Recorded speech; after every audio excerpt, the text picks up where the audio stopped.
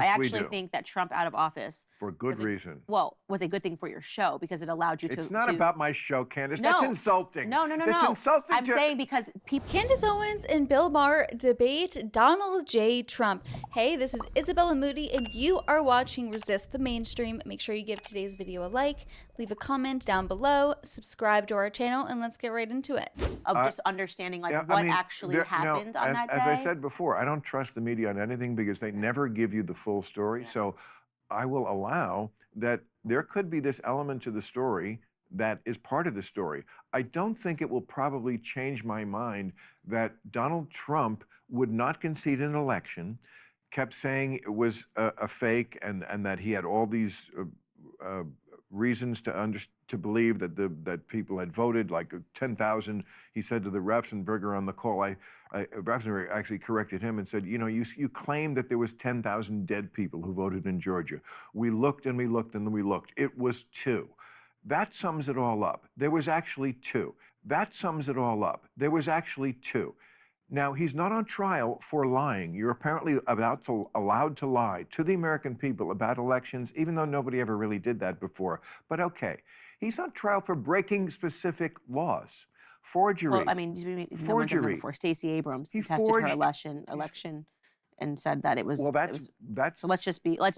Yes, but okay, you're right. Yeah. I concede. Okay. Hillary Clinton took a very long time. I actually don't think she's Hillary Clinton was there before the night was over in her purple suit conceding the election. She didn't. She slept in. You're wrong. No, I'm not You're wrong. John Podesta came to the podium and said, it was before dawn of the next day. Okay, my point is that saying that there was you that lost there were your point. No, I didn't lose my point. My point is that well, you're saying that about Hillary you were. Hillary conceded as soon as it was obvious that she lost. The thing that I'm trying to get you to say though, we know that you hate Trump. That has been abundantly obvious. Yes, I actually we do. think that Trump out of office for good reason. Was a good thing for your show because it allowed you to. It's not about my show, Candace. No. That's insulting. No. That's insulting. I'm saying because people that weren't watching your show that you didn't let me finish. You can't insult my sentence I didn't finish. No, but you keep I was going to say that people that did not watch your show because there was so much dedication to talking about Trump during those years, then were switched onto your show because you moved on and you started talking about other topics that were crucial and I think brought in more of a conservative base. Can we That's just not insulting to say. Yeah, it is. Can we just have this professional courtesy that I concede and I believe you believe everything you say. Yeah. Give me the same courtesy. I said I believe you hate Trump. And well, you're saying I'm doing things for ratings or to bring in a different audience. I didn't even bring up ratings. I never do anything. I actually believe that literally amongst my audiences, more conservatives started watching you post-Trump. Yes. Myself included. But that's a big. That's not bad. But that's not. I'm sorry I said you got a bigger audience now. Like, oh my gosh, are you going to cry yourself to sleep? Liberals will get offended by literally anything. She never mentioned ratings. Oh my gosh. She literally said that, hey, Trump being out of office is great for your show, dude, because now you're talking about all these topics because Bill Maher, he's a liberal, self-proclaimed liberal, but there are topics like free speech, for instance, that he doesn't, or let me start that over. But, you know, he may be a liberal, but there are topics such as free speech where he supports, right? Like there are topics that conservatives agree with Bill Maher on. So the fact that he's no longer constantly bashing Trump on his show means more conservative viewers are going to be watching his show. Good. That's great for your show.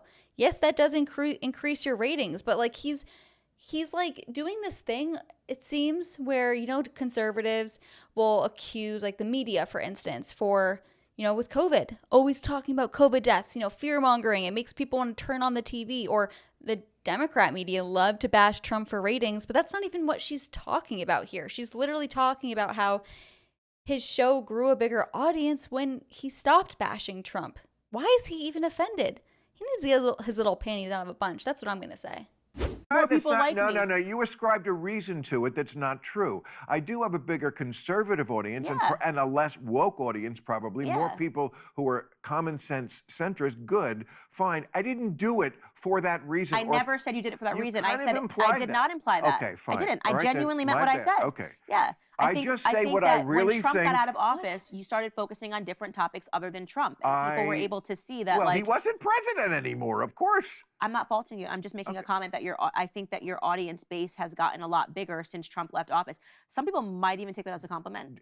Different. Crazy, but some people might take this as a compliment. Thank you. Well, for that part, yeah. Yeah, because you're talking about, like we just talked about, like, trans kids and bringing up geography and right, things. And I think right. that while Trump was in office, and this is not just your show, that it was even my show. I think everything was about Trump.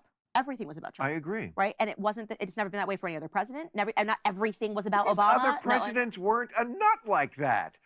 We have definitely. I think I believe that there, and we can disagree on this. I think that from the second he announced that he was coming down, there was a media obsession with taking him down, like I have never seen. It actually woke me up. I was on the liberal side, and it turned me into a conservative. It was vicious. It was nasty. It was calling him things that he wasn't. There you was, know, but you didn't that's participate in that. But but pretending there that Trump was like a avowed racist that was trying to bring back the Klansmen was a little bit like dramatic, you know. But that happens with every president and everybody who gets that high up in the tree.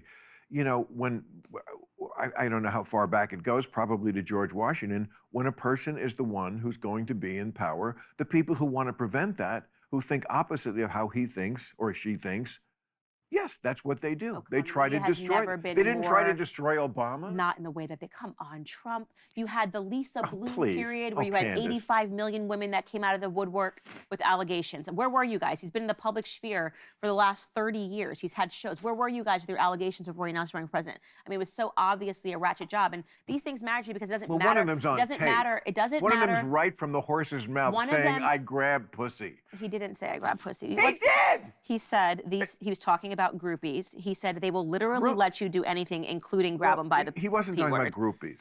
Yeah, he was. He never said that word. He said when you're a star. Yes. That's quite a leap to say we're just talking about groupies. And by the way, he didn't say I grabbed this woman by the P word. And I think that's a part of when I say there's so many media hoaxes. Just be honest. He said you can grab him by the pussy. He said you can grab him by the pussy. Yeah. And you can do anything. Which is true.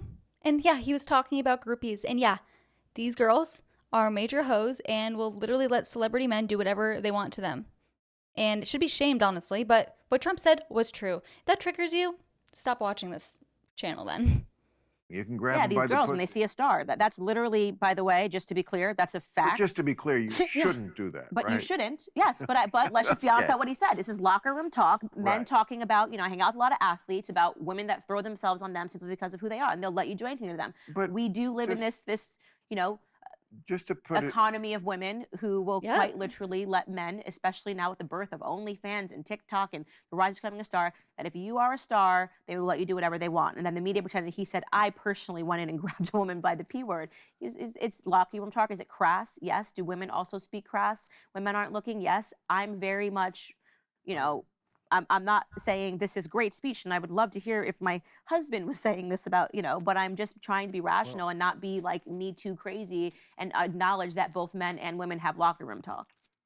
I have an important question. Where can I find these women?